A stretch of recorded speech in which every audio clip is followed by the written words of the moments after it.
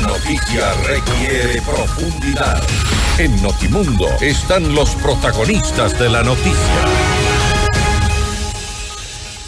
El contacto hasta ahora es con el economista Julio José Prado, exministro de la Producción, para hablar sobre los apagones en el país. El sector productivo a pérdida, la situación se complica en varios sectores, no solo la construcción, también el sector turístico, las industrias ya reportan pérdidas millonarias. Economista, gracias por estar con nosotros. Fausto Yepes le saluda, bienvenido. Buenas noches, Fausto. Gracias por atenderme, en este caso vía telefónica, por la imposibilidad de conectarnos por Zoom por los cortes eléctricos, justamente. Atento a las preguntas. Entendemos y nos adaptamos todos a esta situación. Lamentable, por cierto. El sector productivo está a pérdida y son varios sectores que se han sumado al reporte sobre las millonarias pérdidas. ¿Hay alguna salida en este contexto? Le escuchábamos hace pocos instantes al doctor Calero, viceministro de Electricidad, con bastante optimismo respecto a las acciones del gobierno. No obstante, los apagones siguen en 10 horas y la situación continúa complicada. Fausto, la situación es complicada, es de una sensación, digamos, si no se puede declarar una recesión por falta todavía de información del Banco Central, digamos, técnicamente se considera una recesión 2 trimestres consecutivos de decrecimiento económico. Todavía no salen las últimas cifras, digamos, del trimestre que acaba de terminar, de ese trimestre, pero ya se siente una recesión en el comercio, en las ventas, en los servicios, incluso a nivel de exportaciones. Cuando vemos las cifras más cercanas, más recientes de ventas, por ejemplo, registradas a través del SRI, ya vemos que, podemos decirlo claramente, hemos vuelto al rojo. ¿Qué significa el rojo? Caídas consecutivas de ventas en una gran cantidad de sectores. Y le pongo los datos, por ejemplo, hasta cerrados al primer semestre, es decir, hasta junio de este año, ya demostraban una caída de 15 sectores agregados que reporta el SRI, es decir, de toda la economía. 13 presentaban caídas consecutivas de las ventas durante buena parte del primer semestre, con caídas tan fuertes en el sector de manufactura de menos 15% de ventas, en el comercio menos 12%, en transporte menos 20%, en construcción menos 24%, en actividades profesionales, servicios profesionales menos 30%, etcétera, etcétera, ¿no? El sector turístico con caídas de menos 20% y el tema de entretenimiento con menos 26%, solo hasta el primer semestre, ¿no? Es decir, ya venía un sector productivo, comercial, servicios, turístico, sin hablar de manufacturero, evidentemente muy afectado, y ahora con los cortes de luz, este es un elemento más que hacia el final del año lo único que nos hacen pensar es que las cifras con las que vamos a cerrar este año de ninguna forma van a estar en línea con lo que plantea el Banco Central del crecimiento del 0.8% del PIB, sino mucho más bajo, incluso posiblemente por debajo de cero. Ahora, y vuelvo un poco a la pregunta inicial. La situación es crítica, como decía usted, técnicamente estamos frente a una recesión, y no de uno, sino de varios sectores. Por ejemplo, también otro de los más afectados quizás son las cadenas de alimentos, el sector lechero, por ejemplo, han tenido que ya botar literalmente gran cantidad de producto, y estos son pérdidas millonarias. ¿Hay alguna salida? Por ejemplo, esto de la importación sin aranceles de generadores eléctricos no es tampoco un tema tan fácil o tan accesible para la gente. A ver, Fausto, 2 temas con respecto al anuncio del COMEX de la última semana, con respecto a la reducción arancelaria. Yo creo que todo suma, todo ayuda, ¿no es cierto? Ya estamos en una crisis evidente, así que lo que hay que tratar de hacer es encontrar el mejor camino posible para que la crisis sea lo menos dura, digamos, ¿no? Y entonces pasar del shock a acciones específicas que nos permitan avanzar. Pero yo creo que al menos el tema de la reducción arancelaria para la importación de generadores no va a mover la aguja, no es relevante, porque el 85% de los generadores que ya se importan en el país ya tenían 0% de arancel, porque tenemos acuerdo comercial con la Unión Europea hace más de 7 años y la gran parte se importan de China, con el cual ya tenemos acuerdo comercial, y esas partidas estaban en 0% desde inicios de este año, ¿ya? Entonces, sí, ayuda para aquellos generadores que no se importan de la Unión Europea, de Inglaterra o de China, que son de Estados Unidos, India, por ejemplo, por mencionar dos países, pero la gran realidad es que esos generadores, y estaba revisando las cifras, son generadores de alta potencia, la gran mayoría, ¿no? Las que se importaron durante los últimos años, es decir, para industrias, para manufacturas, para centros comerciales, para grandes empresas sobre todo, ¿no? Las pequeñas y medianas empresas y sobre todo los microcomercios no pueden acceder a esos generadores que además están a precios tremendamente altos, ¿no es cierto? Con una especulación evidente que se está dando por una sobreoferta espontánea que se ha dado de demanda de generadores, pero los pequeños locales comerciales, uno se da la vuelta por las ciudades del Ecuador y encuentra que están tratando de conectarse de forma artesanal a 2 o 3 tiendas a un solo generador, bastante artesanal, incluso de forma un poco peligrosa, pero no van a poder acceder a esos generadores.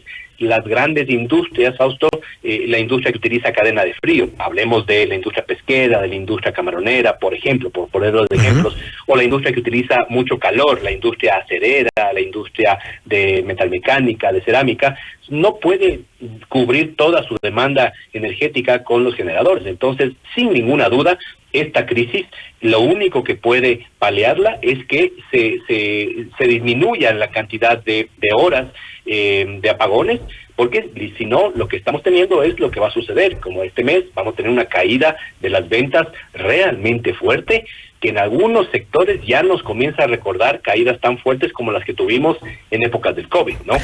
Desde la Cámara de Comercio se advertía, por ejemplo, que si los apagones continúan por estos meses, incluso noviembre, las pérdidas o las consecuencias o el efecto quizá peor se verá o se sentirá en diciembre. No obstante, si se advierte que los apagones podrían llegar hasta diciembre, un poco para dorar el discurso, la ministra ha dicho que podrían ser mínimos, todo en potencial, porque la situación tampoco está tan cerca de mejorar y estamos a 2 meses de Navidad y la situación podría ser más complicada, pero los efectos entonces no solo serían ya en diciembre, quizá más fuertes, quizá golpee más a la economía, tomando en cuenta que es un mes de gran movimiento para el comercio, para la industria en algunos casos también, podría extenderse al 2025. Mire, Fausto, están ya las proyecciones que están por salir del Fondo Monetario, son nuevas proyecciones.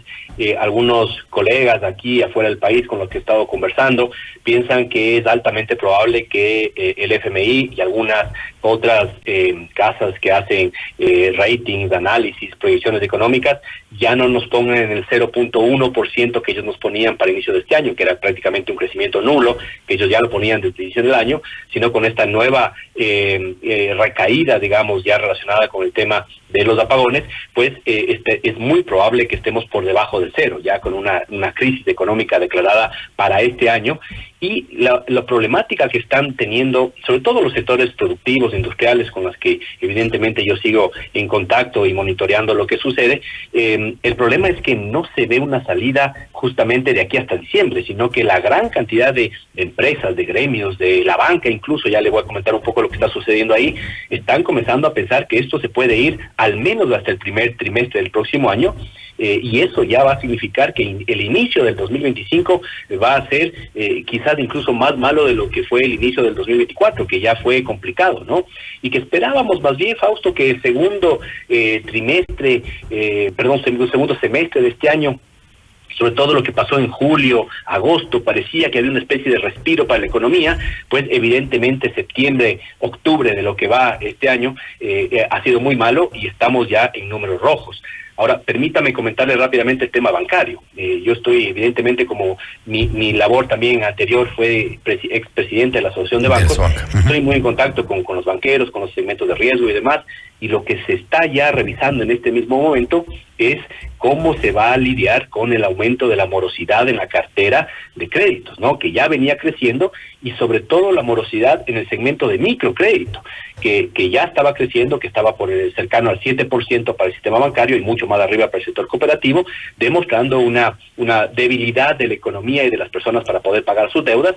Ahora con estos apagones, evidentemente esa cartera se va a volver más morosa y la banca va a tener que ir encontrando, bancas de cooperativas van a tener que ir encontrando mecanismos, digamos, de alivio financiero similares a los que tuvimos que encontrar durante la pandemia y momentos de crisis, que tendrán que irse dando, pero que sin duda ponen también en más aprietos al sistema financiero, que este año ha tenido un año bastante complicado, ¿no? ¿Podría en ese contexto determinarse una crisis que está ya entrando en un círculo vicioso, por decirlo así, del cual difícilmente habrá salida? Y yo me atrevo a decir que tampoco dentro del primer trimestre del 2025, tomando en cuenta el tipo de consecuencias a lo que usted se refiere, por ejemplo, la morosidad en el sector de la banca, y esto provoca también que no haya acceso a crédito, por otro lado, crédito que se requiere en algunos casos para reactivarse. ¿Y cómo salimos del círculo?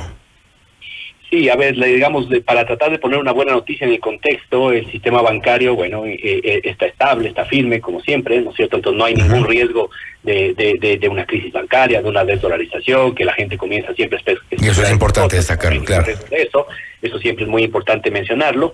Y la nota positiva es que los bancos durante los últimos 3 meses han logrado recuperar depósitos, están creciendo los depósitos, claro, como hay menos consumo, esos depósitos van también a los bancos, pero eso permite captar dinero y comenzar a prestarlo a una tasa más adecuada, que es justamente lo que requiere la economía en este momento.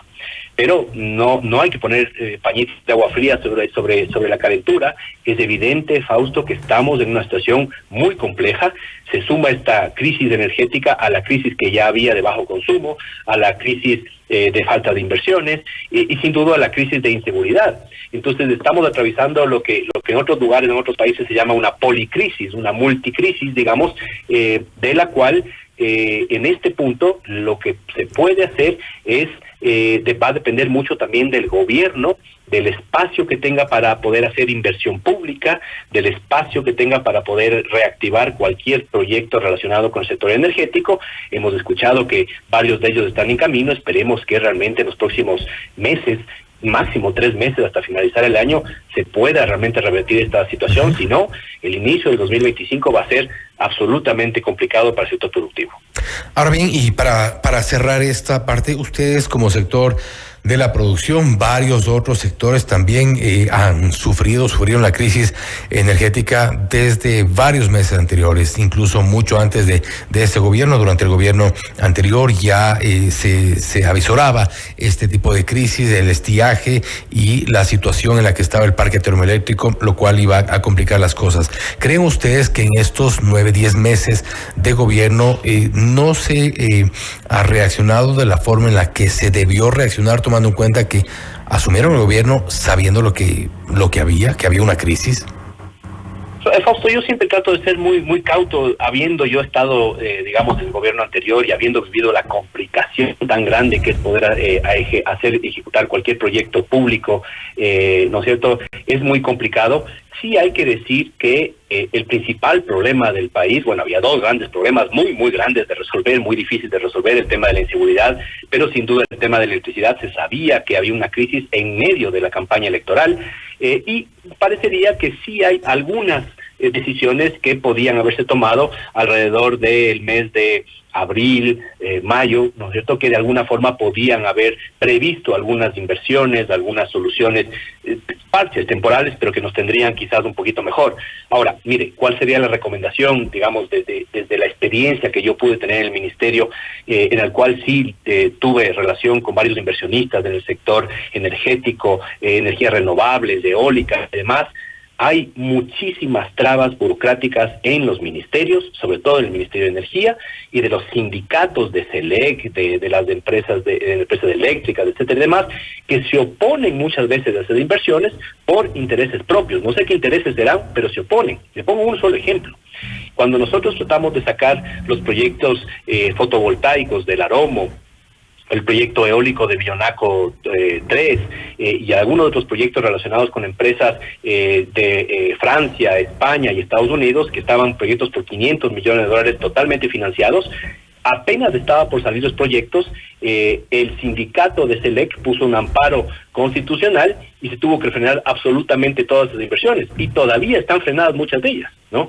Entonces, si es que el gobierno quiere destrabar esto, tiene que hacer un comité de crisis integral en el cual se revisen esos proyectos, que algunos de ellos ya van varios años, ¿no es cierto?, varios gobiernos incluso, y que pasaron por el Ministerio de Producción y tienen contrato de inversión y tienen contrato de prestación de servicios, etcétera y demás, pero que no salen adelante. Ahí, por ejemplo, hay una oportunidad de, solo destrabando la burocracia, tratar de resolver estos que están ahí.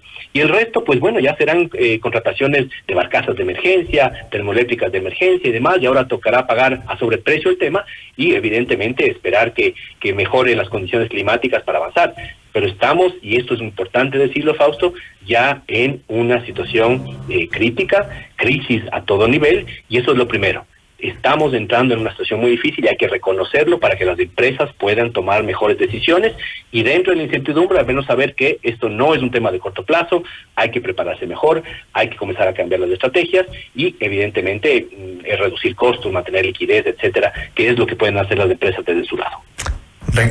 Retomar, por supuesto, las decisiones por parte de las autoridades, que es por ahí por donde deberían apuntarse también las soluciones en el corto, mediano y largo plazos. Julio José, gracias por estar con nosotros nuevamente. Gracias, Fausto, por la entrevista.